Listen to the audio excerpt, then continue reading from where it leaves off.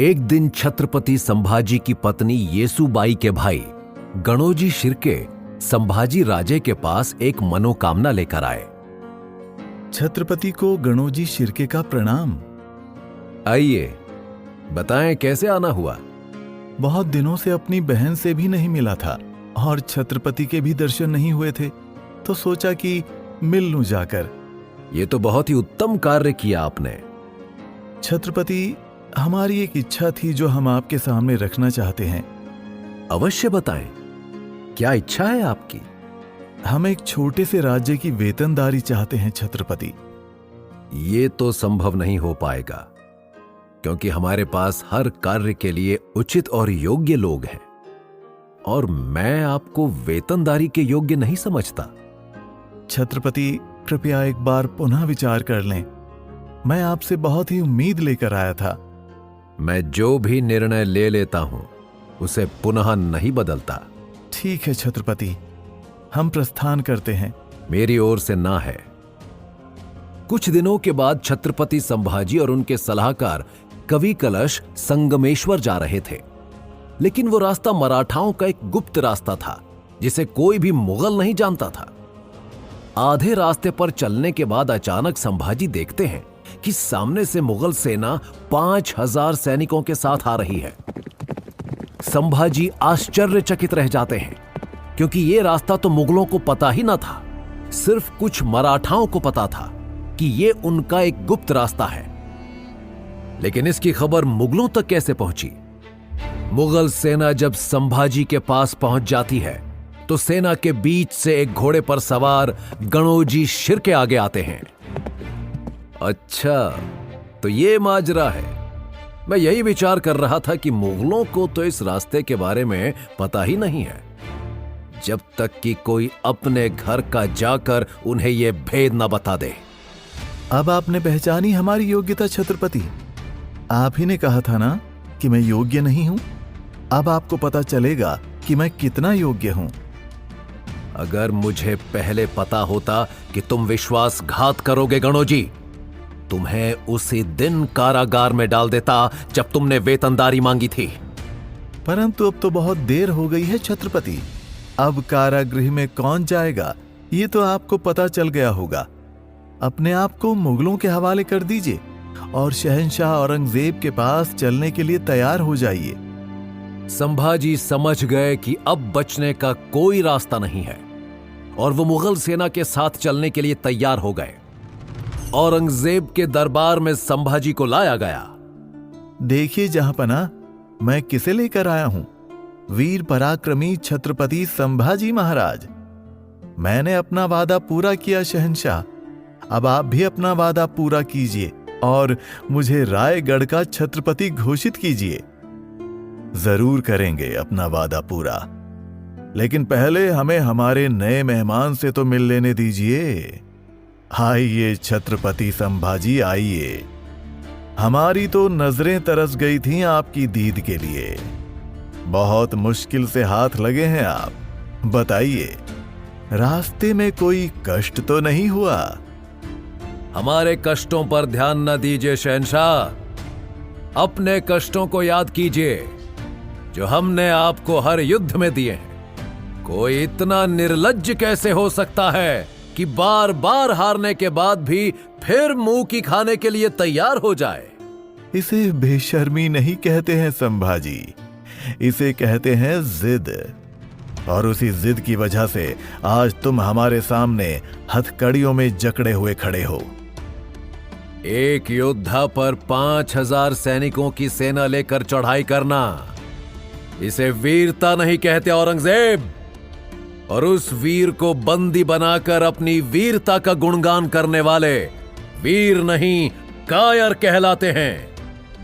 जब घी सीधी उंगली से ना निकल रहा हो तो उंगली टेढ़ी करने में कोई हर्ज नहीं है। मुझे तो दक्कन का राज्य चाहिए था। अब वो लड़ाई करके मिले या फिर तुम्हें अगवा करके मिले, मेरे लिए मंजिल मायने रखती है, रास्ते नहीं। तो तुम्हें क्या लगता है औरंगजेब कि तुम मुझे बंदी बना लोगे तो मराठाओं पर विजय प्राप्त कर लोगे? ये तुम्हारी भूल है। मेरे राज्य में हर एक मराठा छत्रपति है। जब तक एक एक मराठा जीवित है, तुम्हारा सपना सपना ही रहेगा। अपने ख्वाब को पूरा करने के लिए मैं किसी भी हद तक जा सकता हूं। अगर ऐसी ही बात है तो मैं एक एक मराठा को मौत के घाट उतार दूंगा, लेकिन पूरे हिंदुस्तान पर मुगलिया सल्तनत का परचम लहरा कर रहूंगा। इतने सपने तो कोई नींद में भी नहीं देखता औरंगजेब, जितने तुम दिन में देखते हो। परंतु मैं तुम्हें पूरे विश्वास के साथ कहता हूं कि पूरे भारत पर राज करने का तुम्हारा सपना कभी भी पूरा नहीं होगा। संभाजी, अगर तुम आजाद होना चाहते हो तो मैं आज फिर तुम्हारे सामने वही 3 शर्तें रखता हूं जो कई साल पहले तुम्हारे पिताजी के सामने रखी थीं। पहला सवाल, मराठा साम्राज्य मेरे हवाले कर दो, मैं तुम्हें राजकुमार बना दूंगा। दूसरा सवाल, जो भी गहना सोना चोरी करके छुपाया है उसे वापस कर दो, और जिसने भी तुम्हारी मदद की है उसका नाम बता दो। तीसरा सवाल, अपना धर्म परिवर्तन करके इस्लाम कबूल कर लो। औरंगजेब, तुम्हें अपने तीनों सवालों के उत्तर पता हैं कि मैं कोई भी शर्त स्वीकार करने वाला नहीं।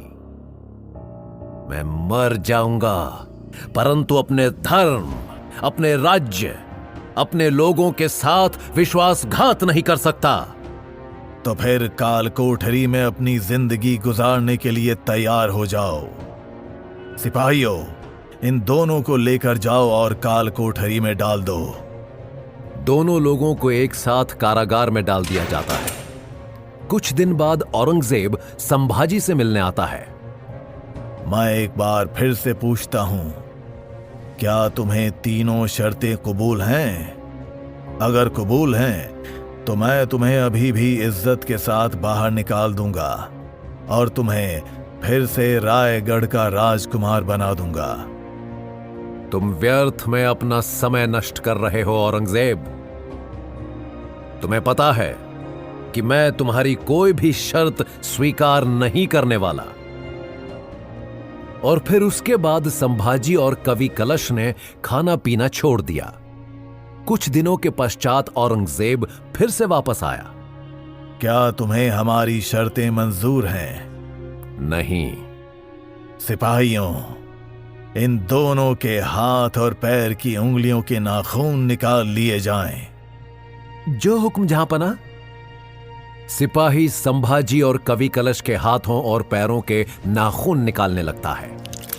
औरंगजेब वहीं खड़ा होकर संभाजी की चीखें सुनना चाहता है और चाहता है कि दर्द से हार कर संभाजी उसकी शर्त स्वीकार कर ले, परंतु संभाजी उफ तक नहीं करते और फिर हार कर औरंगजेब स्वयं वहां से अपने दरबार चला जाता है।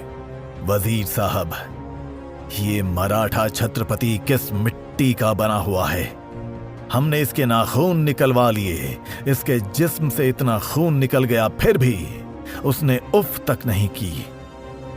जहां पना, ये मराठा बहुत जिद्दी होते हैं। एक बार जो जिद कर ली तो फिर किसी की नहीं सुनते। जिद तो मैं इनकी तुड़वा कर मानूंगा, कुछ भी कर लें। कुछ दिनों बाद औरंगजेब फिर जाता है। बोलो छत्रपति, क्या तुम्हें हमारी शर्तें मंजूर हैं? मुझे तुम्हारे चेहरे की निराशा साफ झलक रही है। औरंगजेब, तुम्हें पता है कि मैं तुम्हारी शर्तें स्वीकार नहीं करने वाला हूं। तुम फिर भी बार बार कोशिश करते हो। जाओ जाओ औरंगजेब, अपने महलों में जाओ। मैं तुम्हारी शर्त नहीं मानने वाला। सैनिकों, इसके हाथ और पैर की उंगलियों को छोटे छोटे टुकड़ों में काट दो। देखता हूं कब तक दर्द सहता रहेगा। कभी ना